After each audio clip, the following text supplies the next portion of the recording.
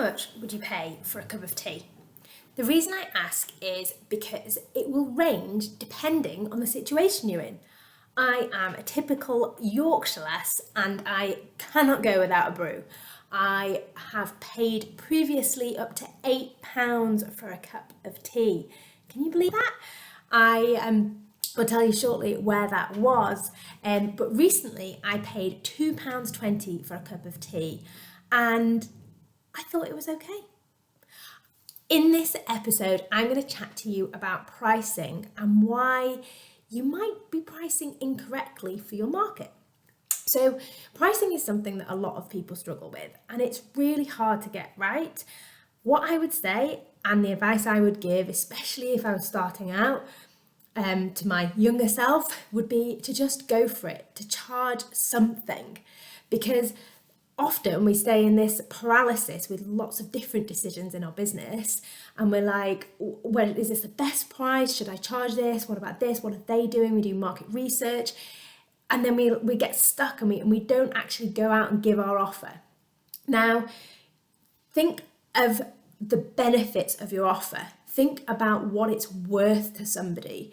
Think about what you giving your service or your product to them, what is that going to mean to them in their life? Because it's that bit that you need to focus on. It's the experience, the feeling, are you trying to get rid of people's worries? Are you trying to give them the most incredible experience? Because that's where the value comes in. And I really dislike it when people talk online about having big money months and then say, oh, the way to do that is to simply think of a figure, divide it by 10 and then have 10 clients. That's not the way to do business at all. It comes down to your offer and how you can put together a really great offer. And once you've done that, it's then a case of thinking, right, what is this worth? And when you start out, you will not think it's worth as much as it is. And that's a fact. And it's not money mindset. A lot of the time people say, oh, you need to work on your money mindset. It's not really that. It's the case that you don't have confidence. You don't have the confidence that people are going to buy your product. Now, I'm going to share with you 3 really great tips as to how you can price carefully and test the waters a little bit. Now, the first thing's all about creating hype, asking. Make sure you sort of test your audience first before you create something. And I'm not saying you should sell before you create. Some entrepreneurs do that. For me, it doesn't quite feel right to sell a course I haven't even made, but test it. Talk about an issue, get angry about an issue, create some feeling behind it. Is this something people care about? Do they need support or are they not really interested? And if people are interested, see if it's something they would pay for as well. So have a sort of a week or a weekend where you are talking about an issue and seeing if people are getting fired up about it. Are they interested? Is there interest? Is there potential market there? Once you've done that, I would go into a sort of a launch where you have initial pricing. Now be really careful here. I see people make mistakes legally here where they say this product is on sale or this service is on sale. Something cannot be on sale if it's never been available for purchase before. Okay, so you can't have something on offer or on discount, like discounted, like money off, if it's never had that higher purchase price before. Okay, so what you need to say is this will be priced at £99, but until, and you have to be really specific as when the offer is going to end, until midnight on Sunday, it's going to be available for £49. So it's an introductory pricing. That's the price point that you're interested in. That's the phrasing that you need to use. And so have that little period where you can get people to purchase for less, because there's a lot to be said about buyer psychology, but a lot of buyers, people will buy things if they think they're getting a good deal. So then where does my bit fit in about this pricey cup of tea? Now, the cup of tea I had at the weekend was £2.50 and I was out and about. I would never normally even stop for a cup of tea. I was going to actually get a cold drink. And the person in front of me said a cup of tea and I just thought, do you know that that'd be lovely. It was really cold. I was out with my toddler. I was pushing the pram and I was hoping she was going to go to sleep, but that didn't happen. And so I thought I'll have a cup of tea, I'll push for a while around this huge lake, Wilden Lake, don't know if you've been there, it's near Milton Keynes, it was lovely. And I thought once she's asleep, I'll sit on the bench, it's cold but it's sunny, the seasons are changing, it's going to be lovely and I will enjoy this cup of tea. And it was part of the moment, it was part of it. Obviously, yeah, if the tea had been £1.50, that would have been much more preferred. But because I wanted it in that moment, that was fine for me. So what I'm sort of saying is, once you've done that initial price, pop it at a price and then see what that experience is giving people. So you have your introductory pricing, then you have your regular pricing, and make sure that feels a good price to you. Do not feel pushed to charge £100 or £500 because other people do. There's a place in the market for everybody, okay? You can make a cup of tea yourself at home and take it in a cup. You can get a cup of tea from, I don't know, Costa, and you could go to this fancy place where I went. Or you could get an £8 cup of tea, which I did buy one day in France. We were skiing. I don't know if you know Val d'Isère, the Folie Douce. It's actually an incredible bar if you go for après, or just even in the afternoons. It's not really after skiing. It's actually full time. There's people dancing on the tables. It's incredible. Really great atmosphere. We were at a little cabin, like attached to there. Stopped about 11 o'clock. It wasn't even like the buzz wasn't even happening by then. Exchange rates were awful at the time, probably even worse now, and it cost the equivalent of £8. But you know what? It was a lovely cup of tea. And I was with my friends, and we'd stopped. I probably should have gone for a hot chocolate, probably to get a bit more money's worth, but it was a lovely cup of tea. And that's the thing, is if you're in a scenario and in a situation, people will pay the price that they want you to get that information, get that support.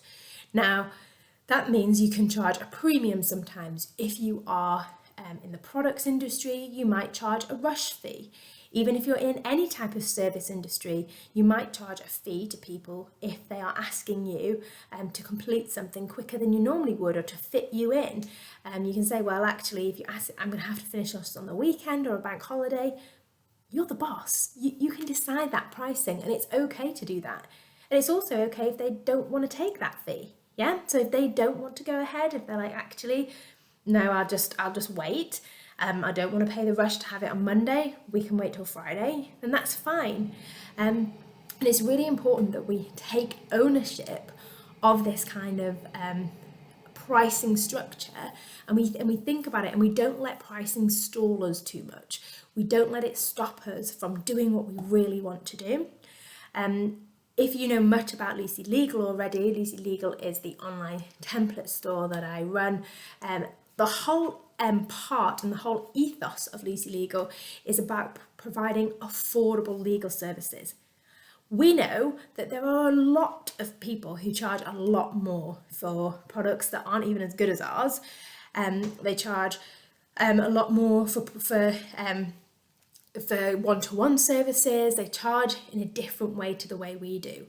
We offer payment plans now on lots of our templates to make it easier for people to purchase. We also have an incredible, really low cost legal membership to support people, where you can drop in and get support from either a lawyer or a HR advisor or an accountant to get support once a week. And it's such a small price that you pay monthly, whereas people would easily pay up to 10 times for that kind of advice and that level of touch point of service. Does that mean we've underpriced? No, because we're providing a different type of service. Part of what we're trying to do is be a bit maverick, be different in our industry, be somebody that people remember and that say, actually, I want to be part of that. We've grown a community around it too. We've got fantastic entrepreneurs. We do workshops, there's networking opportunities.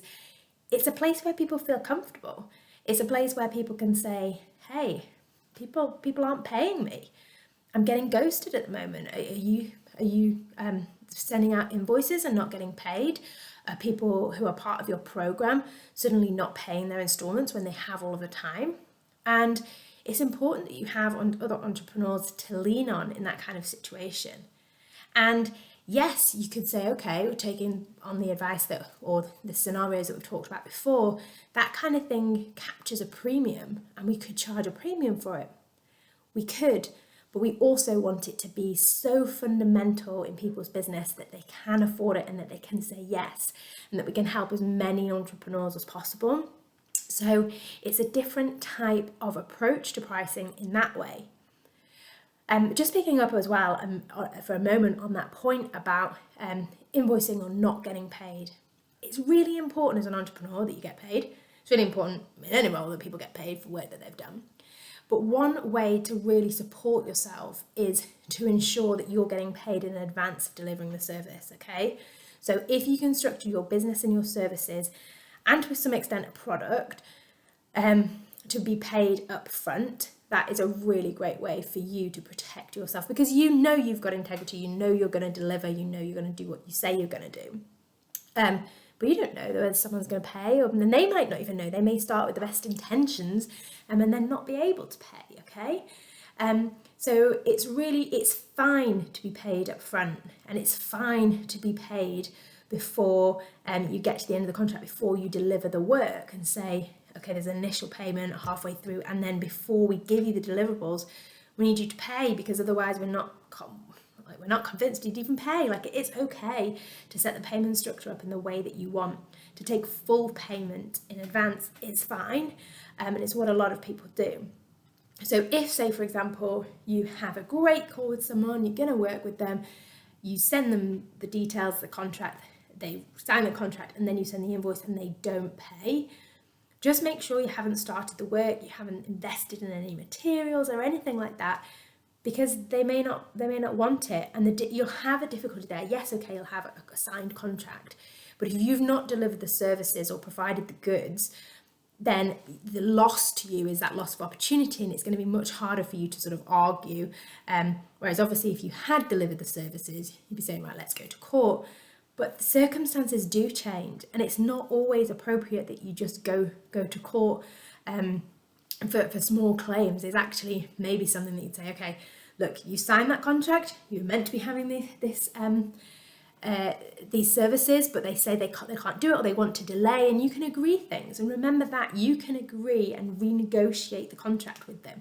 And that we never know what else is happening in someone else's life, so that might be a possibility too. So what I really, really like you to take away from this video is that your pricing isn't wrong. The pricing is really flexible. You will pick a price and then change it, no doubt.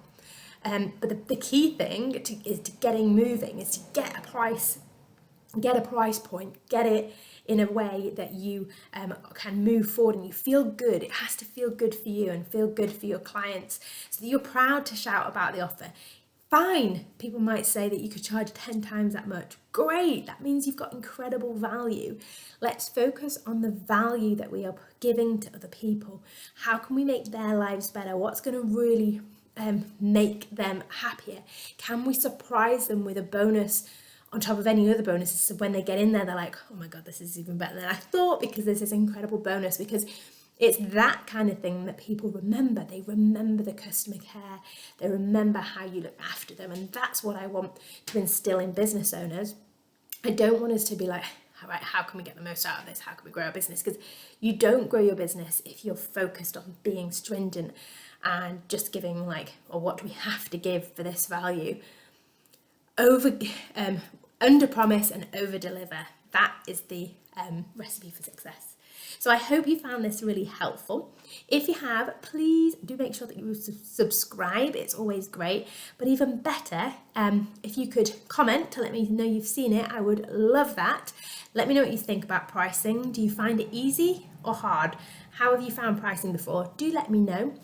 And if you did have a moment to share any of our videos, that would also be amazing too. Okay, I'll catch you next time, and take care.